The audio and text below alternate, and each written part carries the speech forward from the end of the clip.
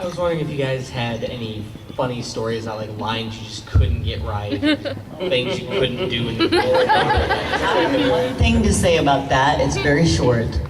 I can barely speak English, let alone Japanese. Yep. And for some reason, I always get these lines that have all these Japanese names and places and all this stuff in it, and it is like a remedial course for me. Over and over and over again, they'll say, it's blah, blah, blah, and I'll repeat it back, and they'll go, no, it's blah, blah, blah. I'll say it again. It's blah, blah, blah. Poor Bevins, I have no idea why he hasn't shot me through the forehead, but it's definitely the Japanese, it's, oh my goodness. Definitely Japanese.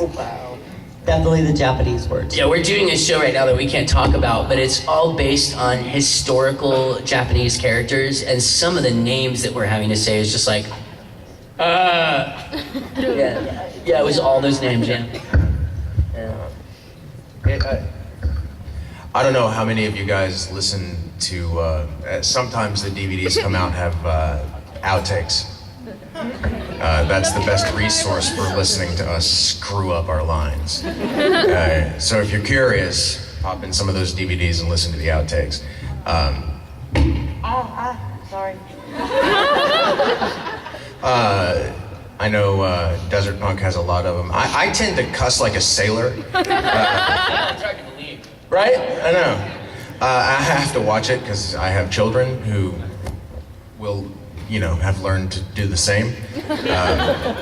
But I tend to do F-bombs a whole lot. So they have to bleep out my mistakes, So That's why I used to never show up on the bloopers, because it was always language that was... Yeah. So, and you kind of have to do that, because when you screw up a take, you got to get this stuff right. I mean, you're in there for a finite amount of time. We got 3 hours, 4 hours, or in Greg's case, 10 or 12, to record, a whole lot of stuff. So you got to get it done. And I'm telling you, if you screw up a line twice, you're going to screw it up 7 times. Yeah. It's just the way that it works. Greg, will you answer your phone?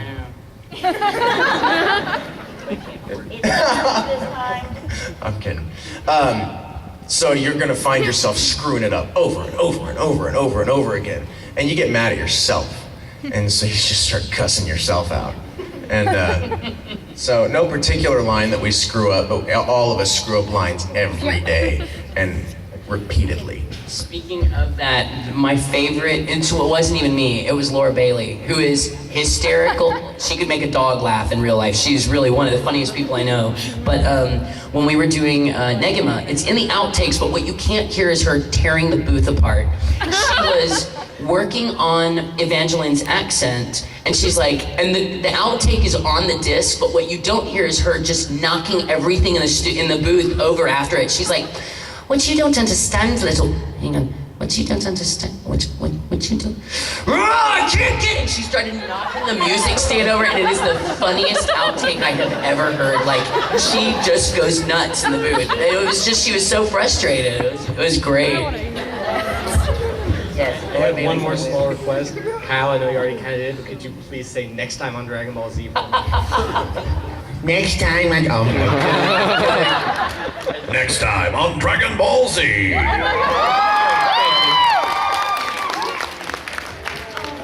I am a very big fan of Negima. Your character reminds me of my little brother, and Asuna kind of reminds me of him and my relationship. Yeah. My question is that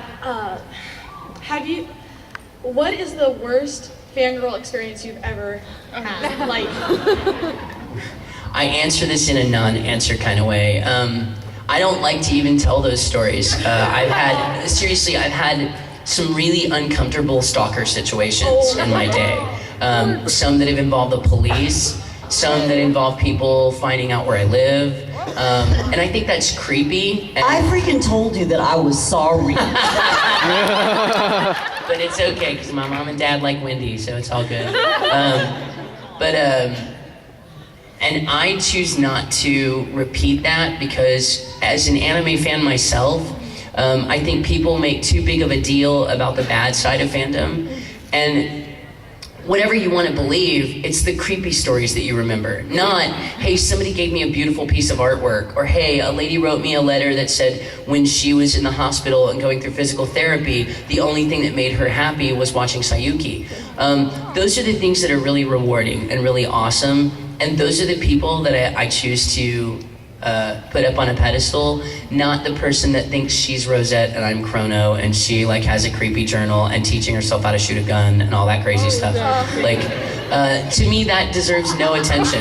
In fact, Wendy has a story that she wants to tell you guys, and it's just proof of how wonderful and how loving and how awesome anime fans, and I'll start with one that very few people know, but last year at this time I had a heart attack. And I'm an actor, which means I have no insurance. So going to the hospital and being in intensive care for 6 days is a pretty frightening experience, because that is the kind of hospital visit that will bankrupt you for the rest of your life. However, due to the kindness of the hospital I was in, which was a Catholic Charities hospital, and due to very specifically one very amazing anime convention, Anime Detour in Minneapolis, held a charity auction, and also took up a collection, and that convention single-handedly paid for my entire hospital stay. So the next time somebody says anime fan, yes, oh, believe me, I will never, there are no words in this language that can tell them how absolutely grateful I am and how I absolutely love them unconditionally. But so the next time somebody says anime fans are weird or creepy, I'm gonna call shenanigans on that. I'm gonna say that anime fans are some of the nicest, most loving, understanding, and openly accepting people I've ever worked with. And coming from fandom, it just makes me very proud. So yeah, and Wendy's got an amazing story she wants to tell you guys, and it's just good, because we've talked about anime for a while, and I want Wendy to do this because it's something very special to her. Thank you. You're so sweet. Hello? Oh, it does work. I don't know how many of you out there know this story already, but 2 weeks ago, my sister-in-law was diagnosed with cancer, stage 4 cancer. I've known her since she was 13 years old, and I introduced her to my little brother when they were 15. And they've been together ever since, for 20 years. So she's basically my sister. And our world was just rocked at that point. I mean, she's 35 years old and has stage 4 breast cancer, ovarian cancer, lymph nodes, it's everywhere. It's in her skull, her sternum, her ribs, pretty much everywhere. And every test that they did for the last 14 days has come back positive until yesterday. On February 14th, I built a Care Pages site for her, for people to post and pray for her and give positive energy and just give her good vibes. And I sent it out to every single person I could possibly dream of, because I was scared. Really, really scared. And within what is today? 19th? Yeah. Within 5 days, we've had 2,000 posts on that site from anime fans all over the world. All over the world. And people that have never met Kelly, probably never will meet her. I had a convention make a Build-A-Bear for her. Amazing things have happened. And yesterday she had a PET scan a couple days ago and some other tests, because they're constantly poking and prodding on her. The bottom line is, yesterday we got a scan back and she has 0 cancer in her organs. The only organ she has cancer in is her adrenal gland. No brain tumors, no lung tumors, no liver. So I want to read this from you. This is from Kelly. This is her post today. I made that a Care Page journal, like I said, in my little phone that I just learned how to text like a year ago, so this is all really exciting to me.